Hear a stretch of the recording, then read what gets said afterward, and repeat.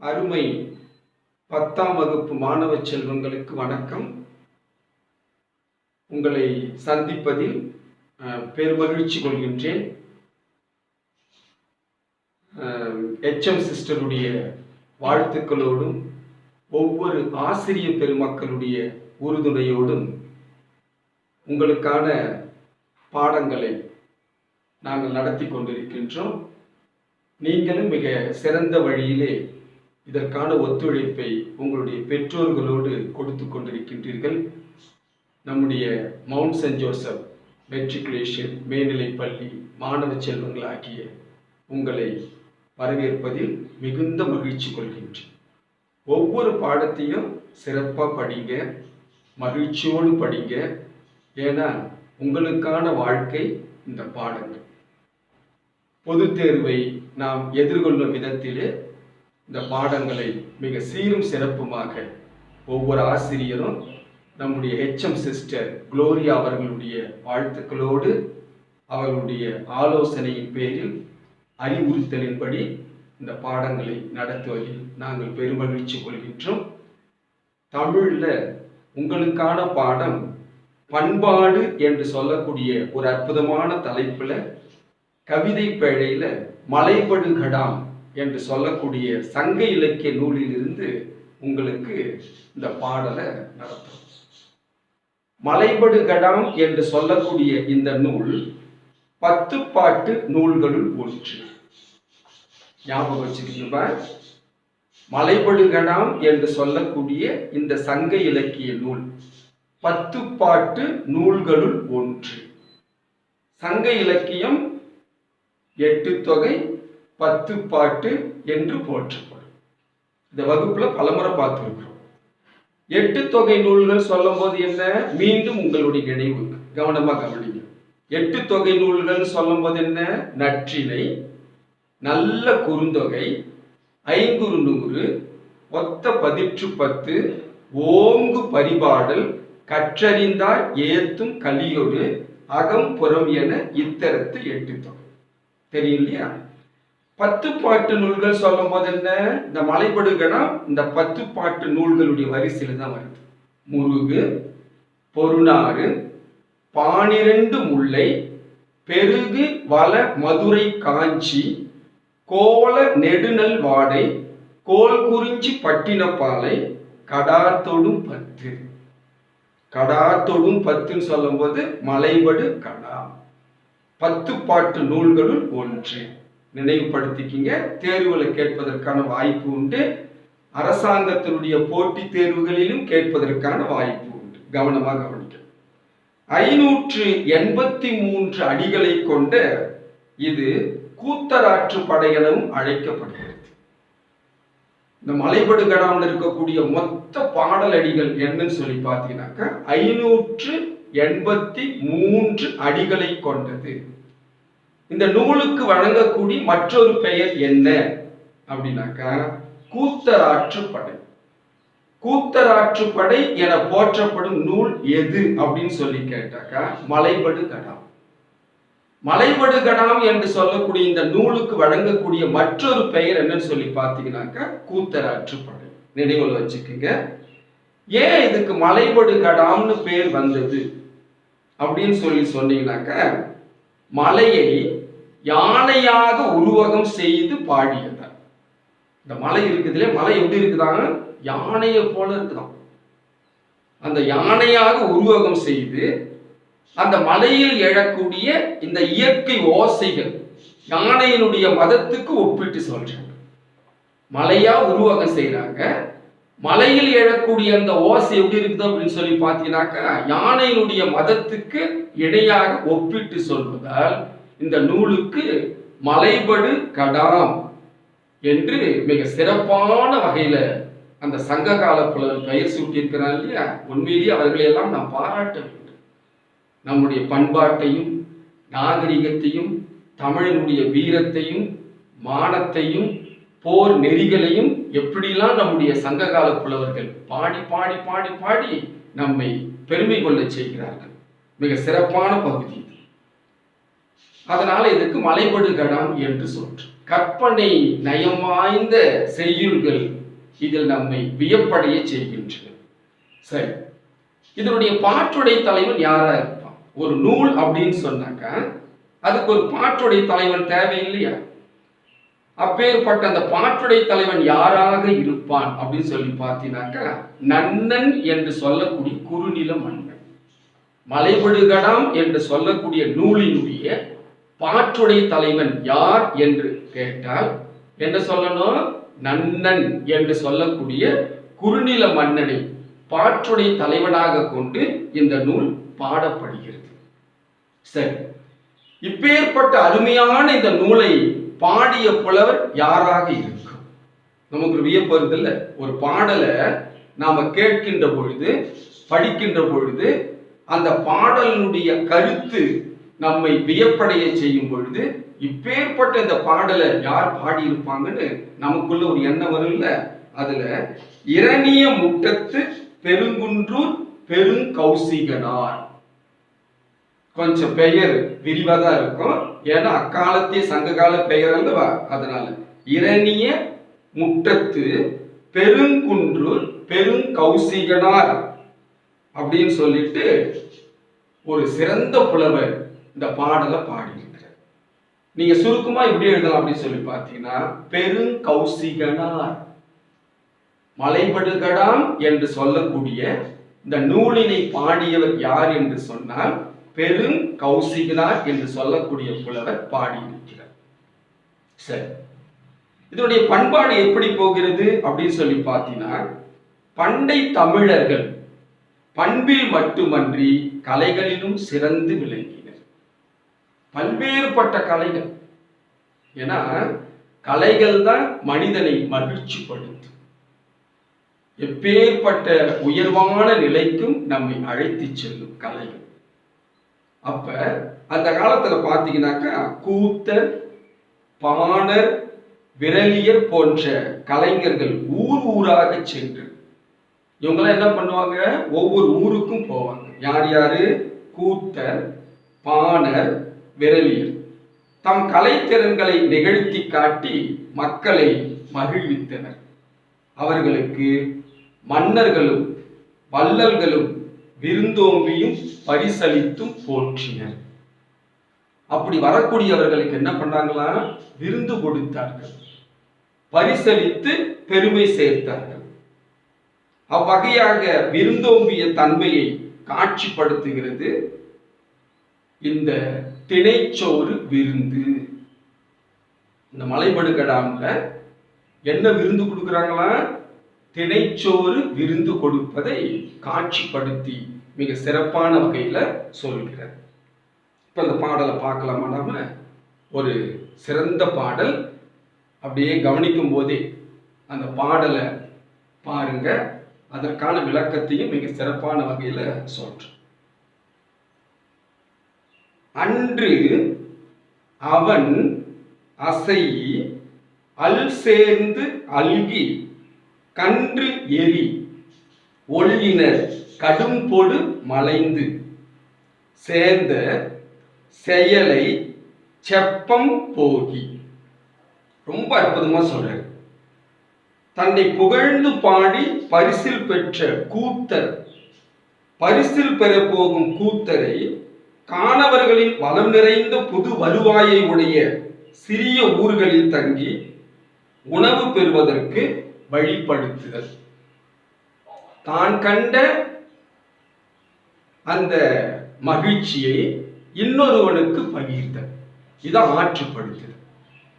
தன்னை போலவே அவனும் பரிசு பெற வேண்டும் அப்படின்னு நினைக்கிறான் பாருங்க, ஒரு எண்ணம் இல்லையா? தனக்கு கிடைத்த அந்த பொருள் அடுத்தவங்களுக்கும் கிடைக்கணும் அப்படின்னு சொல்லி நினைக்கிறாங்க இல்லையா? அந்த எண்ணம் உயர்வான எண்ணமாக இருக்கிறது. இதை ஆற்றுப்படுத்துதல், நெறிப்படுத்துதல், வழிப்படுத்துதல். நல்ல ஞாபகம் வச்சுக்கணும். அதுக்கு ஒரு சின்ன விளக்கத்தை கொடுக்குறாங்க. ஆற்றுப்படுத்துதல் என்ன அப்படின்னு சொல்லி பார்த்தீங்கன்னாக்கா, கூத்தன் வள்ளலை நாடி எதிர்வரும் கூத்தனை அழைத்து, இவன் பரிசு பெற்று போறான், எதிர்க்க இன்னொரு கூத்தர் வராரு, அவர்கிட்ட சொல்றான், நான் இந்த மாதிரி போன பாடினேன், பரிசு பெற்றேன், நீயும் சென்று பாடி பரிசு பெறுவாயாக அப்படின்னு சொல்றது. இதான் நெறிப்படுத்தல். யாம் இவ்விடத்தே சென்று என்னவெல்லாம் பெற்று வருகின்றோம், நீயும் அந்த வல்லலிடம் சென்று பலம் பெற்று வாழ்வாயாக என்று கூறுதல் ஆற்றுப்படை. இதான் ஆற்றுப்படைக்குரிய சிறப்பு செய்தி என்னவென்று சொன்னார். தன்னை போலவே அவனும் பரிசு பெற வேண்டும் என்று சொல்லக்கூடிய உயர்ந்த நல்ல எண்ணத்தை உடையது ஆற்றுப்படை. இதுல திருமுருகாற்றுப்படை ரொம்ப சிறப்பு. அது என்னன்னாக்க பக்தி இலக்கியமா போகும். முருகப்பெருமானுடைய அந்த அருளை தான் பெற்று தன்னை போலவே பிறரும் பெற வேண்டும். ஆனால் தான் ஏழிசை வேந்த டிஎம்எஸ் பாடுவார், முருகாற்று படை பாடி நக்கீரர் அழைக்க நீயும் முன் தோன்றி வழி அமைத்து கொடுத்தாயப்பா. அது ஆற்றுப்படை. தன்னை போலவே பிறரும் அந்த சிறப்பினை பெற வேண்டும் என்பதற்காக பாடுவது. இப்ப இந்த பாடல் வரக்கூடிய கருத்து என்ன சொல்லி அப்படி பார்த்தீங்கன்னாக்கா, பகலில் இளைப்பாரி செல்லுங்கள், பகல் நேரத்துல இளைப்பாரி செல்லுங்கள், இரவில் சேர்ந்து தங்குங்கள். ரொம்ப சிறப்பா சொல்றாங்க பாருங்க. அன்று அவன் அசையி அல் சேர்ந்து அல்கி. அல் என்று சொல்லக்கூடிய சொல்லுக்கு இரவு என்பது பொருள். அல்னா அர்த்தம் இரவு. இது தேர்வுல கேட்பதற்கு வாய்ப்பு. அல் என்று சொன்னால் என்ன பொருள்படும்? இரவு என்று பொருள்படும். பகல் நேரத்துல இளைப்பாருங்கள், இரவு நேரத்தில் இணைந்தே தங்குங்கள் அப்படின்னு சொல்றாங்க. அது மட்டும் இல்லாம கன்று எரி ஒளியினர் அப்படின்னு சொல்லும் போது, எரியும் நெருப்பை போல ஒளிரும் பூங்கொத்துக்களை சுற்றத்தாரோடு அணிந்து கொள்ளுங்கள். அந்த காலத்துல ஆணாக இருந்தாலும் பெண்ணாக இருந்தாலும் மாலைகளை சூடுவது, பூக்களை சூடுவது இதெல்லாம் வழக்கத்தில் இருந்திருக்கு. ஒரு சிறப்பான பண்பு. அப்ப அந்த பூக்கள் எப்படி இருக்குது அப்படின்னு சொல்லி பார்த்தீங்கன்னாக்கா, எரியும் நெருப்பை போல இருக்குது அந்த பூ. அந்த பூவை எல்லாம் சுற்றத்தாரோடு சேர்ந்து சூடிக்கொள்ளுங்கள் அப்படின்னு சொல்ற. சிவந்த பூக்கள் கொண்ட அசோக மரங்களை உடைய பொருத்தமான பாதையில் செல்லுங்கள். எந்த வழியை காற்றாரு? நீங்க செல்லக்கூடிய வழியில அசோக மரங்கள் நிறைந்திருக்கும். அந்த அசோக மரங்கள் நிறைந்த வழியில நீங்க போங்க, வழிபடுத்துறேன். இப்ப நம்ம கூட ஒரு இடத்துக்கு போறோம், வழி கேட்கிறோம். அப்ப என்ன சொல்லுவாங்க? சார் நேரா போங்க, அங்க தென்னை மரம்லாம் இருக்கும், அந்த தென்னை மரத்து பக்கமா வலது கை பக்கம் திரும்பினாக்க இன்னாருடைய வீடு இருக்கும் அப்படின்னு சொல்லுவாங்க. ஒரு அடையாளம். நீங்க போயினே இருங்க சார், அந்த கோபுரம் தெரியும், அந்த கோபுரத்து வழியா போனீங்கன்னாக்க நீங்க நினைச்ச இடத்துக்கு போகலாம். இப்படி வழிகாட்டுவது. ஏன்னா புதிதாக வருகிறவர்களுக்கு வழி தெரியாது. இப்பொழுது இருக்கக்கூடிய நவீன தொழில்நுட்பம்லாம் அப்பெல்லாம் கிடையாது. அந்த வழியை கேட்டுக்கொண்டே செல்கிறார்கள். அப்ப அந்த கூத்தன் என்ன சொல்றானா அப்படின்னு சொல்லி பார்த்தீங்கன்னாக்கா, அசோக மரங்கள் நிறைந்திருக்கக்கூடிய அந்த பசுமையான பாதையிலே சென்று சேருங்கள், சேர்ந்த செயலை செப்பம் போகி அப்படின்னு ரொம்ப சிறப்பா சொல்றேன். அலங்கு களை நரலும், கவனமா கவனிச்சுடுவாங்க, ஆரி படுகர் சிலம்பு அடைந்திருந்த பாக்கம் எய்தி. சிலம்புனாக்க மலை, பாக்கம் சொன்னாக்க சிற்றூர். நல்லா நினைவுபடுத்திக்கங்க. எய்தி நோனா செருவின் வலம்படு நோன்தால் மான விரல்வேல் வைரியம் எனினே. எவ்வளவு உயர்ந்த ஒரு பேரின்பத்தை தரக்கூடிய வகையில் இந்த பாடல் அமைஞ்சிருக்குது பாருங்க. செல்லக்கூடிய வழியில் என்ன இருக்குதா அப்படின்னு சொல்லி பார்த்தீங்கன்னா, அசையும் மூங்கில்கள் ஓசை எழுப்பும் கடின பாதையில் சென்று மலைச்சரிவில் உள்ள சிற்றூரை அடையுங்கள். மூங்கில் தான் களை என்று சொல்லக்கூடிய சொல்லுக்கு என்ன பொருள்? மூங்கில். இந்த மூங்கில் பார்த்தீங்கன்னாக்கா ஓசையை எழுப்புகிறது. அசையும் மூங்கில்கள் ஓசை எழுப்பும் கடின பாதையில் சென்று மலைச்சரிவில் உள்ள சிற்றூரை அடையுங்கள். எவ்வளவு சிறப்பா சொல்றாரு. சிலம்பு அடைந்திருந்த பாக்கம் எய்தி நோனா செறிவில் வலம்படு நோன்தால் மான விரல்வேல் வைரியம் எனினே. அது மட்டும் இல்ல, அங்க போய் என்ன சொல்லணுமா அப்படின்னு சொல்லி பார்த்தீங்கன்னாக்கா, அடைந்த உடனே அங்குள்ளவர்களிடம் பகைவரை பொறாமல் போர் செய்யும் வலிய முயற்சியும் மானமும் வெற்றியும் உடைய நன்னனின் கூத்தர்கள் என்று சொல்லுங்கள். இதை இப்ப சொல்ல போறோம். அங்க போய் எப்படி அறிமுகம் செஞ்சுக்கிறாங்களா? தன்னுடைய பெயரை அறிமுகம் செய்து கொள்ளுங்கள். தான் எங்கிருந்து வரன்னு சொல்லுகின்ற பொழுது மன்னனுடைய பெயரை அறிமுகம் செய்கிறார்கள். இதான் முக்கியமானது. நாங்க யார் தெரியுமா? நன்னனுடைய ஊரை சார்ந்தவர்கள். இது ஒரு பெரிய அடையாளம். ஏன்னா ஒரு இடத்துக்கு நாம போறோம், செல்லுகின்ற பொழுது அங்க இருக்கிறவங்களுக்கு நாம் என்ன சொல்றோம்? இன்னாருடைய மகன் இந்த இடத்துல இருந்து வரேன் அப்படின்னு சொல்லும்போது, அப்படிங்களா சார், வாங்க வாங்க வாங்க வாங்க உட்காருங்க அப்படின்னு சொல்லி சொல்லுவாங்க. நாங்க சென்னைக்கு செல்லக்கூடிய வாய்ப்பு கிடைக்கும் போது ஒரு அலுவலகத்துக்கு போறோம். அந்த அலுவலகத்துக்கு போன உடனே நான் போய் வணக்கம் அப்படின்னு சொல்றேன். அவர் ஒரு பார்வை அப்படி பார்த்துட்டு வணக்கம் என்ன அப்படின்னு சொல்லி கேட்குறாரு. அப்போ நாங்கள் சொல்கிறோம், சார் திருவண்ணாமலையிலேருந்து வரோம் அப்படின்னு சொல்கிறோம். இந்த நல்ல கவனிக்கும், உண்மையாக நடந்த நிகழ்ச்சி. திருவண்ணாமலையிலேருந்து வரேன்னு சொன்ன உடனே அவர் எழுதுனார். எழுந்து கையெடுத்து கும்பிட்டு உடனே சொன்னார், கிரிவலம் செல்லக்கூடிய ஊர் தானே திருவண்ணாமலையா? ரொம்ப மகிழ்ச்சி சார், உட்காருங்க உட்காருங்க உட்காருங்க உட்காருங்க உட்காருங்க அப்படின்னு சொல்லிட்டு, என்ன டீயா காஃபியா அப்படின்னு கேட்குறாரு. நல்லா கவனிங்க, ஊர் பேர் சொன்ன உடனே. ஏன்னாக்கா அவர் ஒரு ஆன்மீக பக்தர், திருவண்ணாமலைக்கு கிரிவலம் வரக்கூடியவர், தெய்வங்கள் அவருக்கு பிடித்திருக்கு. அண்ணாமலையார் பார்த்தீங்கன்னாக்க இப்போ எந்த ஒரு இதுவுமே வேளாங்கண்ணிலேருந்து வரோம் அப்படின்னு சொல்லும் போது நமக்கு என்ன ஆகும்? வேளாங்கண்ணிலேருந்து வரீங்களா அப்படின்னு சொல்லி எவ்வளோ பெரிய மகிழ்ச்சி. நாகூர்லேருந்து வரேன்னு சொன்னோடனே, அப்பா எல்லாம் மகான்கள்லாம் குடியிருக்கக்கூடிய இடம், நாகூர்லேருந்து வரீங்களா, ரொம்ப மகிழ்ச்சி அப்படின்னு சொல்லிது. இது என்ன அப்படின்னு சொல்லி பார்த்தீங்கன்னாக்கா, ஒரு அடையாளப்படுத்தி கொண்டு நாம் ஒரு செயலை செய்கின்ற பொழுது நமக்கு அது ஒரு சிறந்த ஒரு பேரின்பத்தி நமக்கு சிறப்பான வகையில் கொடுக்கும். சிலப்பதிகாரத்திலோட கண்ணகி போய் என்ன பண்றான்? என் பேர் கண்ணகி, என் கணவன் பெயர் கோவலன் அப்படிலாம் அவன் சொல்லவே இல்லை. என்ன சொன்னா, நான் யார் தெரியுமா? மனுநீதி சோழனுடைய வம்சத்தில் வந்தவள். இவ்வளவு அழகா சொல்ற.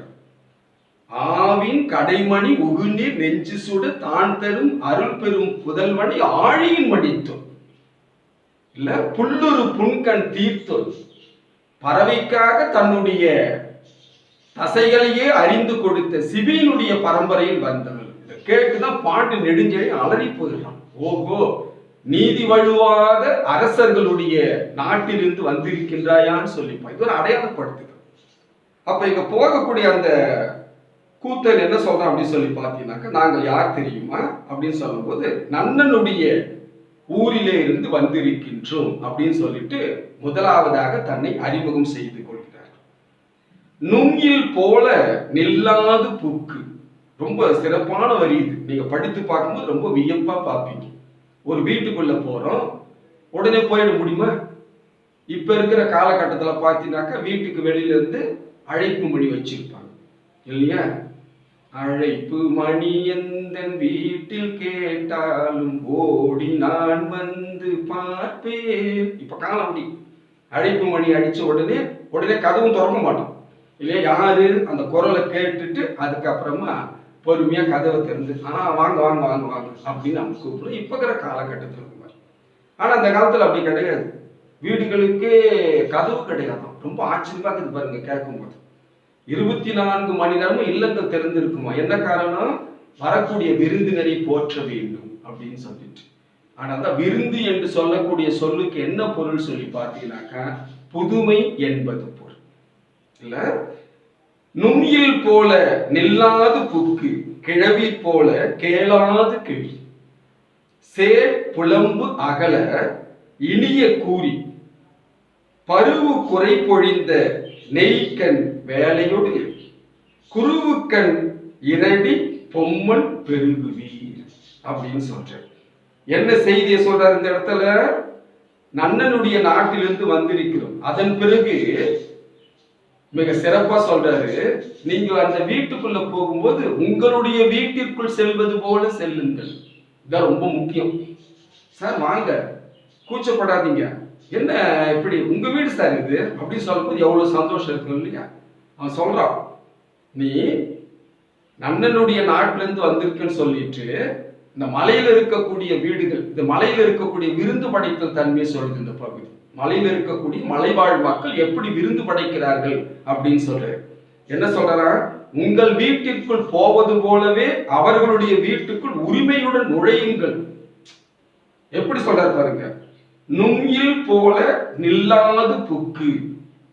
உங்க வீட்டுக்குள்ள எப்படி நீங்க உரிமையோடு உள்ளே நுழைவீர்களோ அதை போல நீங்கள் நுழையுங்கள், அது உங்கள் வீடு அப்படின்னு சொல்றாரு. இது ஒரு பெரிய பெருமை தானே. அது உறவினர் போலவே அவர்கள் உங்களுடன் பழகுவர். யாருன்னே தெரியாது, தான் பாக்குறாங்க. பார்த்தோன்னே எப்படி இருக்காங்க அப்படின்னு சொல்லி பார்த்தீங்கன்னாக்கா அவங்களுடைய உபசரிப்பு, புன்சிரிப்பு, இதயத்திலிருந்து வரக்கூடிய அந்த வரவேற்பு தன்மை பார்த்தீங்கன்னாக்கா பல நாள் பழகியது போல வாங்க வாங்க வாங்க வாங்கன்னு கூப்பிட்டு அவங்களை உபசரிக்கிறாங்க. அப்படி பழகுவாங்க. அந்த இடத்துல பார்த்தீங்கன்னாக்க நீண்ட வழியை கடந்து வந்த உங்களின் துன்பம் தீர இனிய சொற்களை கூறுவர். ரொம்ப தூரம் வந்துட்டீங்க போலுது, களைப்பா வந்திருக்கிறீங்க, என்ன அப்படின்னு சொல்லி என்ன சாப்பிட்றீங்க அப்படின்னு சொல்லும் போது எவ்வளவு பேர் மகிழ்ச்சியா இருக்கும் பாருங்க. சில வீட்டுக்கெல்லாம் போனா என்ன ஆகும், சில இடத்துல விருந்து அது புதுமையா இருக்கும், வித்தியாசமான புதுமையா இருக்கும் இல்லையா. அதான் ஒருத்தர் கேட்டாங்களா, உட்காந்து பேசும்போது காக்கா சத்தம் போட்டுட்டே இருந்துச்சு. பசங்களாம் உடனே நம்ம அம்மா என்ன பண்ண காக்கா அம்மா சத்தம் போடுதுன்னு சொன்ன உடனே அவருடைய வீட்டுக்காரர் சொன்னார், ஒண்ணு இல்லடா இன்னைக்கு விருந்தாளிங்க வருவாங்க, காக்கா சத்தம் போட்டாக்க விருந்தாளிங்க வருவாங்க அப்படின்னு சொன்னார் அவர். விருந்தாளிங்க வருவாங்களா, ஐயோ அப்புறம் எத்தனை பேர் வருவாங்களோ அப்படின்னு சொல்லிட்டு அந்த அம்மா தவிக்குது. உடனே பார்த்தீங்கன்னாக்க உடனே அந்த பையன் கேட்டான், எப்பா காக்கா சத்தம் போட்டா விருந்தாளிலாம் வருவாங்களா? ஆமாட்டா கண்ணு. அப்ப விருந்தாளிலாம் எத்தனை நாள் இங்க தங்குவாங்க, எப்போ போவாங்க அவங்களாம் ஊருக்கு அப்படின்னு சொன்னோன்னே உங்க அம்மா சத்தம் போட்டாக்க விருந்தாளிலாம் போயிடுவாங்க அப்படின்னு சொன்னாங்க. காக்கா சத்தம் போட்டா விருந்தாளி வருவாங்களாம், உங்க அம்மா சத்தம் போட்டாக்க விருந்தாளிலாம் போயிடுவாங்க அப்படின்னு சொல்லிட்டு சொல்றாங்க. அது ஒண்ணும் இல்லை, இந்த காலத்துல இருக்கக்கூடிய நகைச்சுவை. அது மட்டும் ஒரு வீட்டுக்கு போனா ரொம்ப நேரம் ஆச்சு, 10 நிமிஷம் ஆச்சு, 15 நிமிஷம் ஆச்சு, குடிக்க கூட தண்ணி கொடுக்கல. இது ஒரு வித்தியாசமான விருந்தா இருக்குது பாருங்க. கொஞ்ச நேரத்துல என்ன பண்ணாங்க, உடனே நம்ம வீட்டுக்கு கொடுக்குற வந்துட்டீங்க தான் சாப்பிடுங்களேன் அப்படின்னு சொன்ன உடனே அந்த வீட்டுக்காரம்மா வந்தாங்க. வாங்க வாங்க வாங்க, வந்தீங்களா சொன்ன உடனே ஏமா தம்பி வந்திருக்காப்புல ஏதாவது சாப்பிட்றதுக்கு கூட சொன்ன உடனே அந்த அம்மா சொல்லிச்சான், எல்லாம் அது வரும்போதே சாப்பிட்டுட்டு வந்துட்டு இருப்பாரு. என்னம்மா அவர் வரும்போதே சாப்பிட்டுட்டு வந்துருப்பாரு. வந்தவன் சாதாரணமா நான் இல்லை, நான் சாப்பிட்டு வந்தேன்னு சொன்னா நீங்க என்ன விட்டுற போறீங்க அப்படின்னு இவன் சொல்றான் வந்து விருந்தாரு. உடனே என்ன பண்ணாங்க இந்த அம்மா, ஆமா அப்படியே சாப்பிட்டுட்டு போனாங்க, எங்க பிள்ளைங்க கையில 5-10 கொடுக்காமையா போயிட போறீங்க அப்படின்னு அந்த அம்மா சொல்லுது. உடனே அதுக்கு இவன் சொன்னான், பாத்தீங்கன்னாக்கா 5-10 கொடுத்தா உங்க பிள்ளைங்க என்ன வாங்க போகுது அப்படின்னு சொல்லிட்டு இன்னைக்கு விருந்து அப்படிதான் வித்தியாசமா இருக்கு பாத்தீங்கன்னாக்க. ஆனா இங்க விருந்து எப்படி படைக்கிறாங்களா, மலையில் வாழக்கூடிய மக்கள் அப்படின்னு சொல்லி பாத்தீங்கன்னாக்கா துன்பம் தீர இனிய சொற்களை கூறுவர், அங்கே நெய்யில் வெந்த மாமிசத்தின் பொரியலையும் திணைச்சோற்றையும் உணவாக பெறுவீர்கள். நீங்க அங்க போனீங்கன்னாக்கா, ஏன்னா மலைவாழ் மக்கள் அந்த மாமிச உணவோடு அவர்கள் தன்னுடைய உணவினுடைய சிறப்பம்சத்தை எடுத்துக்குவாங்க பார்த்தீங்கன்னா. அப்ப வெந்த மாமிசத்தினுடைய பொரியலையும் திணைச்சோற்றையும் நீங்கள் உணவாக பெறுவீர்கள் அப்படின்னு சொல்லிட்டு சொல்றாங்க.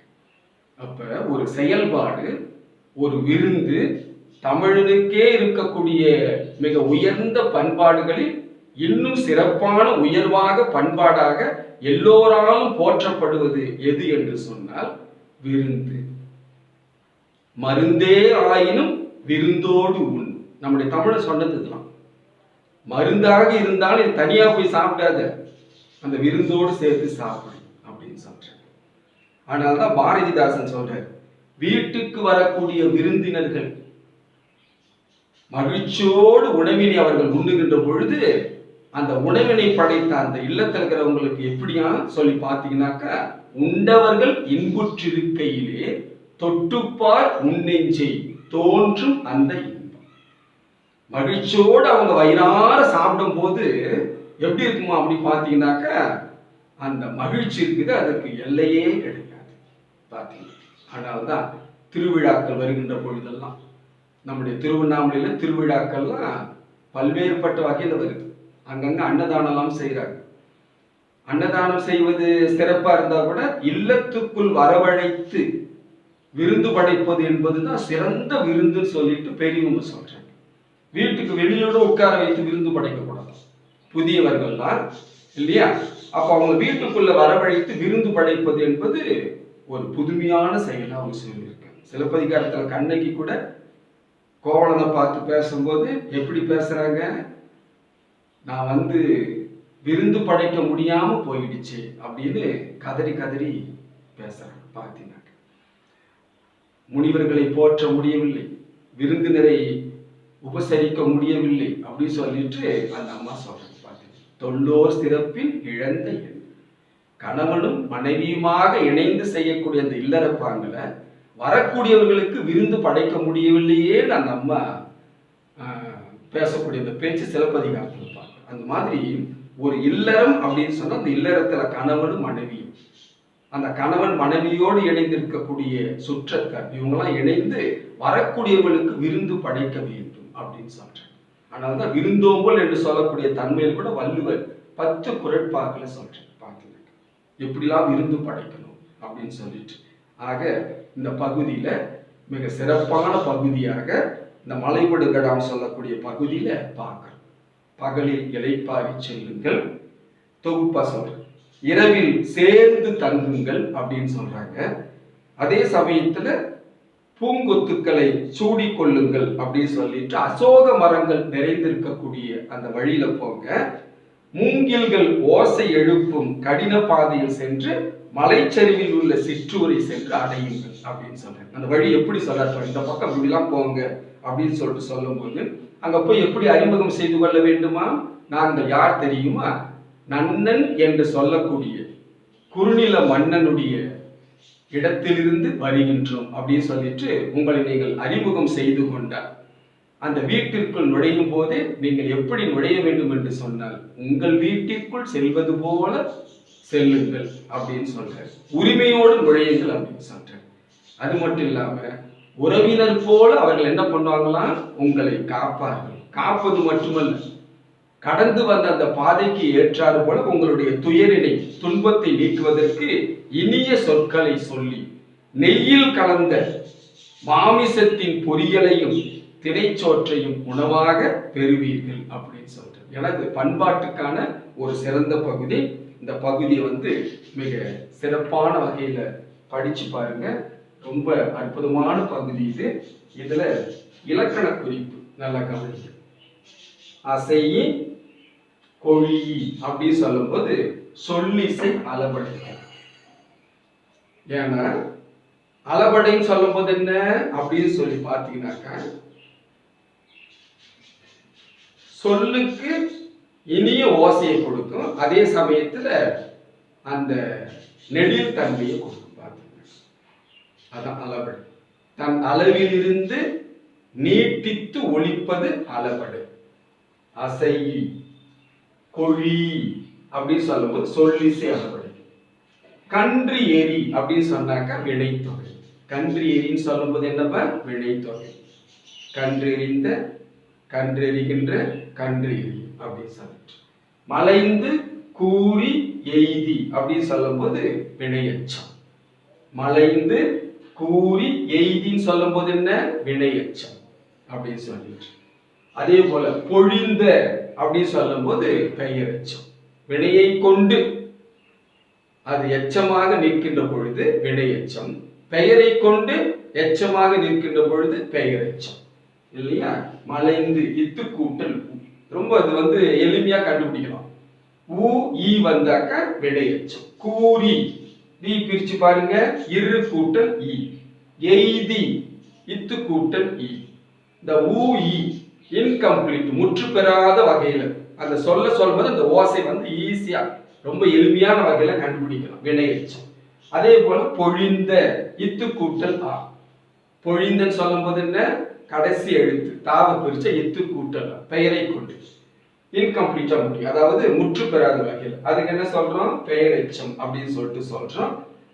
ரொம்ப சிறப்பான வகையில படிங்க. மீண்டும் ஒரு முறை இந்த நூல்வெளியை சிறப்பா படிங்க. 10 பாட்டு நூல்களும் ஒன்று. எது, மலைபடுகடாம். 583 அடிகளை கொண்டது.